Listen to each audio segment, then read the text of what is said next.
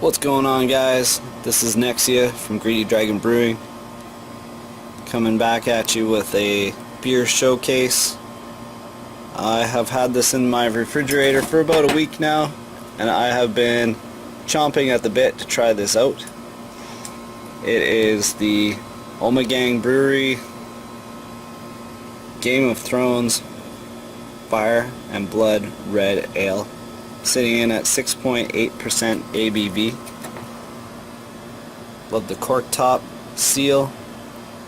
This is the real deal, and of course, as you know, the Greedy Dragon loves dragons. Can't get much better than this. So I'm expecting great things out of this. From what I understand, it's brewed in a Belgium style.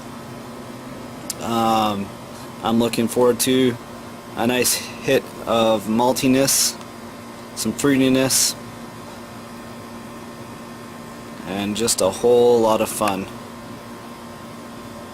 So I'm going to crack this open and give it a whirl. So we're going to see if I can pop this open with one hand.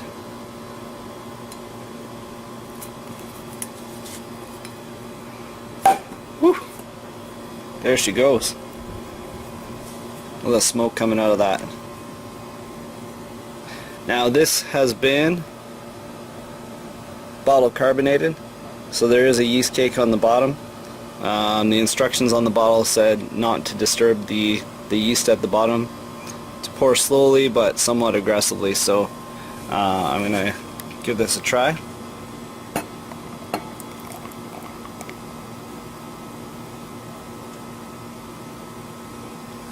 Oof.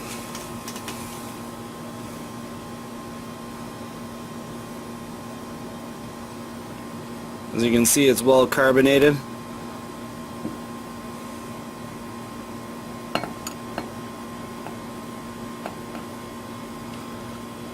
I can't tip the glass to the side like I normally do because I'm holding the camera in the other hand.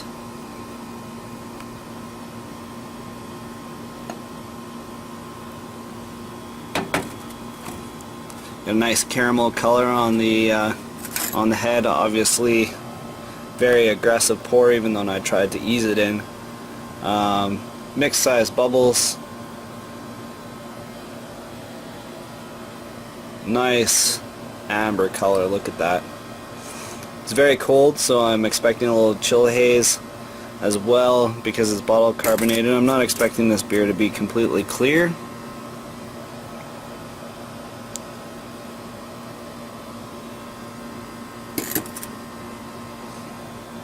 It's a glorious looking beer.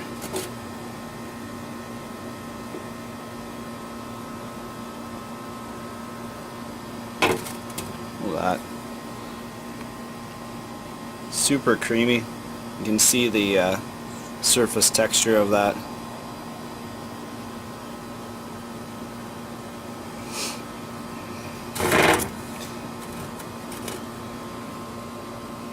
So the description of the brewery: Ommegang ales are incomparably yielding unique flavors and aromas inspired by deep insight into Belgian brewing and infused with Ommegang's creative upstate New York spirit. Each ale offers perfect balance and pure drinking pleasure. Now, I don't know how familiar you are with the ability to get imported beers here in British Columbia, Canada.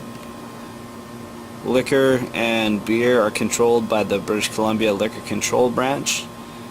So, as I have found, it is quite challenging to get a good selection of craft beers from other places. So, to get a beer from New York is definitely a must-have, and as soon as I saw it, I grabbed it. And this was sold in the Liquor Control Board liquor branch. So here's the description of the beer itself.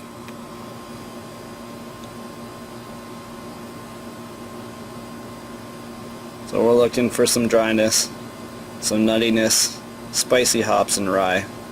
And there's some chilies in there, and dark fruits, So I'm expecting some plum or raisin flavors and aromas coming out. I'm expecting some spiciness. There's traditional hops being used in here, so I understand that there may be German Tennangs in there. Pardon if my pronunciation is wrong. There is CTZ, so Columbus, Tomahawk, and Zeus hops as well. I think there's some Goldings in here, so I'm expecting good things. Look at that head sticking around. And again, we've got that. Try to get some better lighting here. May not come through on the camera, but you got a beautiful red hue on this beer. Deep amber color. And again, you got that caramel tone on the top.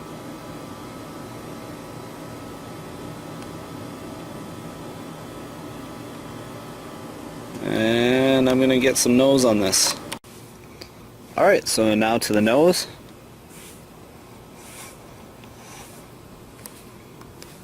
So I'm definitely getting a hint of breadiness. You get some subtle fruity aroma.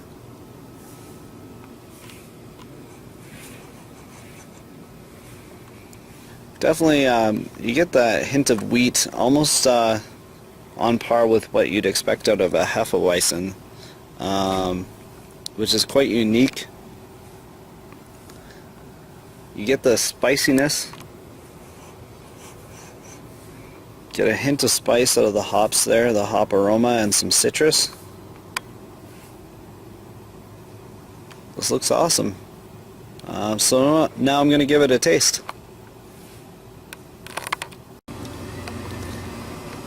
So I gave that a taste. Very, very interesting and complex.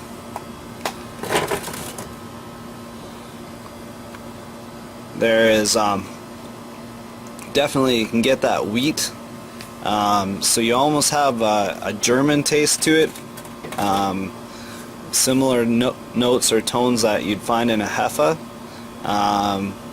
But then it's subtly overpowered with a little bit of caramel, so you get that sweetness in there. You get the dryness and the spiciness. Here, we'll give this another shot.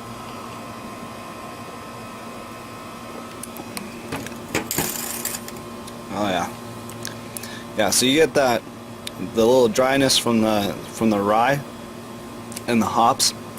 A touch of heat from the chilies, I think.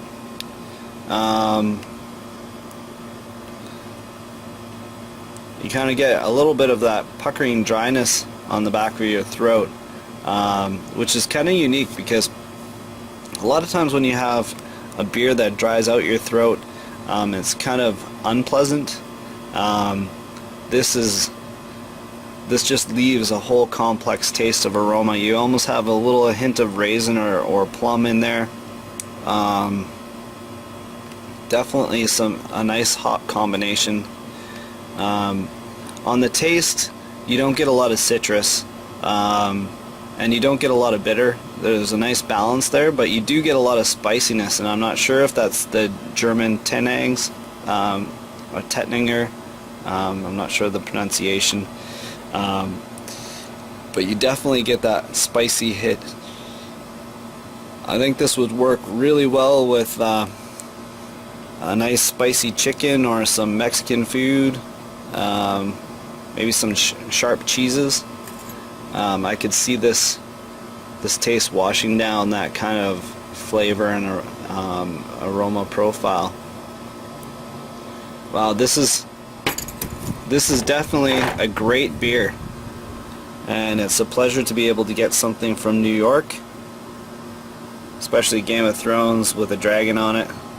Beaut. Great beer, guys. If you have an opportunity to pick up a Game of Thrones Fire and Blood, I understand that they had also made a stout, and there may be some other beers in this series. This is a winner, a definite winner. Get that hint, that heat of alcohol, but not too much. Well-balanced beer. Great spiciness, great fruity notes. Not getting a lot of off flavors or any off flavors. Sorry, nothing crazy out there. A little bit of breadiness from that Belgian style, but everything blends together really well. So, if you're looking for a winner, try this out. This is Greedy Dragon Brewing signing off. So come on over, pull up a chair, and have a beer with me. Cheers.